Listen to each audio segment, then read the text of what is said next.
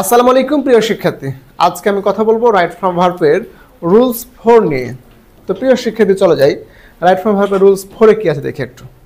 আমরা এখানে দেখতে পাচ্ছি প্রিয় শিক্ষার্থী যে যদি একটি সিম্পল সেন্টেন্সে দুইটি ভার্ব থাকে, কয়টি ভার্ব থাকবে? গুড, থাকতে তো পারে। একটা মেইন ভার্ব থাকবে, জিরান থাকবে, ইনফিনিটিভ থাকবে, পার্টিসিপল থাকবে, একাধিক ভার্ব একটা সেন্টেন্সে থাকতে পারে। তাহলে প্রশ্নটা হচ্ছে, যদি একটি সিম্পল সেন্টেন্সে দুইটি ভার্ব থাকে তাহলে পরের ভার্বটিকে আমরা কি করব? পরের ভার্বটিকে যে কাজটা করতে হবে যে হয় আইএনজি করতে হবে অথবা উদ্দেশ্য বোঝালে ইনফিনিটিভ করতে হবে। তাহলে কি করব আমরা? যদি একটি সিম্পল সেন্টেন্স, আর একটা সিম্পল সেন্টেন্সের শর্ত হচ্ছে দুটা, একটা সাবজেক্ট থাকবে আর হচ্ছে ফাইনাইট ভার্ব থাকবে। একটা সাবজেক্ট আর হচ্ছে ফাইনাইট ভার্ব। তাহলে একটা সিম্পল সেন্টেন্সের শর্ত কয়টা? দুইটা। গুড। তাহলে যদি একটা সিম্পল সেন্টেন্সে দুইটি ভার্ব থাকে, পরের ভার্বটাকে হয় আইএনজি করব অথবা ইনফিনিটিভ করব। এখন প্রশ্ন হচ্ছে ইনফিনিটিভ কখন করব? যখন উদ্দেশ্য বোঝাবে, এবং বাংলাতে ক্রিয়া প্লাস তে, যাওয়া থেকে যেতে, টু গো। যেমন আসা থেকে আসছে, টু কাম। নাচা থেকে নাচতে, টু ড্যান্স। তাহলে to dance, to come, to swim, to sing, এভাবে। তাহলে টু প্লাস ভার্বের বেজ ফর্ম বা প্রেজেন্ট ফর্ম সমান হচ্ছে ইনফিনিটিভ। টু প্লাস ভার্বের বেজ ফর্ম বা প্রেজেন্ট ফর্ম সমান হচ্ছে ইনফিনিটিভ। ওকে, তাহলে ইনফিনিটিভ কখন করো? যখন উদ্দেশ্য বোঝাবে এবং বাংলাতে ক্রিয়া প্লাস তে থাকবে। তো প্রিয় শিক্ষার্থী, আমাদের এখানে দুটো এক্সাম্পল আছে। তো চলো এক্সাম্পল দুটো আমরা একটু খেয়াল করি।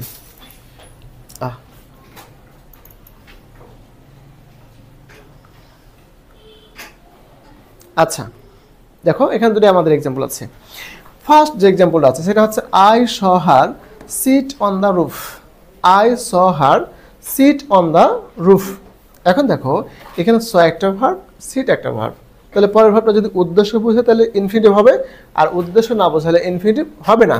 তাহলে এবার বলো যে আমি তাকে ছাদের উপর বসে থাকতে দেখলাম, এখানে কি উদ্দেশ্য বোঝাচ্ছে? কোনো উদ্দেশ্য বোঝাচ্ছে না। তাহলে কি হবে? ডাইরেক্ট আইএনজি হয়ে যাবে। এখন আরেকটা বিষয় মনে রাখা দরকার, যদি একটি অর্ডে, দেখো এটা একটা ভার্ব, যদি একটি ভার্বের শেষে লেটার কনসোনেন্ট হয়, শেষে লেটারটি কনসোনেন্ট হয়, তার পূর্বে একটি ভাওয়েল। কয়টি ভাওয়েল? যদি কোনো ভার্বের শেষে লেটারটি কনসোনেন্ট হয়, তার পূর্বে একটি ভাওয়েল, তার পূর্বে কনসোনেন্ট। কনসোনেন্টের সি ধরো, ভাওয়েলের ভি। তাহলে সিভিসি, বলো সিভিসি।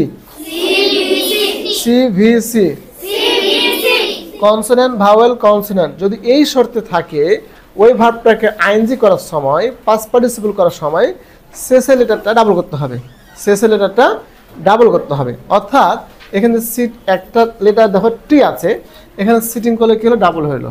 সিটিং হলে ডাবল হয়ে গেল, অর্থাৎ সিটিং। ক্লিয়ার? এবার সেকেন্ড যে এক্সাম্পলটা আছে সেটা আমরা দেখি। এখানে দেখো বুঝতে হবে এখানে, হ্যাঁ, দেখি কোনো ব্রিলিয়ান্ট অ্যান্সার করতে পারে কিনা। যে I went to my friend to borrow a বুক। এখন বলতে হবে এই সেন্টেন্স দ্বারা উদ্দেশ্য বোঝাচ্ছে না বোঝাচ্ছে না? গুড, উদ্দেশ্য বোঝাচ্ছে। তাহলে যেহেতু উদ্দেশ্য বোঝাচ্ছে, তাহলে এই ভাবটা কি করতে হবে? ইনফিনিটিভ করতে হবে। অর্থাৎ যেহেতু উদ্দেশ্য বোঝাচ্ছে, তাহলে এখানে টু বড়ই থেকে যাবে। কোনো চেঞ্জ হবে? তাহলে আজকে যে ক্লাসে আমাদের সিম্পল সেন্টেন্সের রাইট ফর্ম ভাবটা কিভাবে হবে, এটা আশা করি আমরা ক্লিয়ার হয়েছি। হচ্ছে না ইনশাআল্লাহ? আচ্ছা, তো প্রিয় শিক্ষার্থী, দেখা হবে পরবর্তী ক্লাসে। সে পর্যন্ত ভালো থাকো, সুস্থ থাকো। আসসালামু আলাইকুম ওয়া রাহমাতুল্লাহ।